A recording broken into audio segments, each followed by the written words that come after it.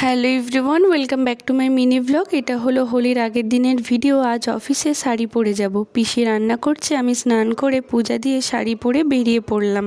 চলে এসেছি স্টেশনে। আমাকে কেমন লাগছে অবশ্যই কমেন্ট করে জানাবে।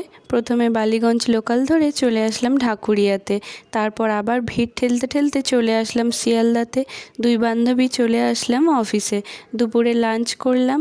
আমাদেরকে হোলির জন্য অফিস থেকে অনেক কিছু খাবার দিয়েছিল, চা, স্ন্যাক্স, সোনপাপড়ি, লাড্ডু খেলাম।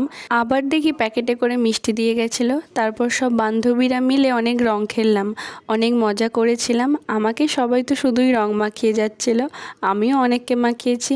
এবার চললাম বাড়িতে। আজ শিয়ালদা স্টেশনে অনেক ভিড় ছিল, তাই ট্রেনেও অনেক ভিড় হয়েছিল। চলে আসলাম সুভাষগ্রাম স্টেশনে।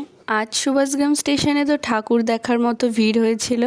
বাড়ি এসে দেখি বড় পিসি, জামাইবাবু, দিদি এসেছে। ওরা সবাই দুপুরে 3টের দিকে এসেছিল। তারপর ওরা সবাই বেরিয়ে গেল, আমি টাটা করে দিলাম। যেহেতু দিদিরা এসেছিল তাই বোন দুপুরে বানিয়েছিল বিরিয়ানি। বিরিয়ানিটা অনেক টেস্টি হয়েছিল, কিন্তু আমার শরীরটা ভালো না থাকায় তাই আমি কিছুটা খাইনি। আর লাস্টে খেলাম চাটনি, পাঁপড়, মিষ্টি। তো এইভাবেই দিনটা কাটলো। ভিডিওটা ভালো লাগলে চ্যানেলটাকে সাবস্ক্রাইব করবে। বাই।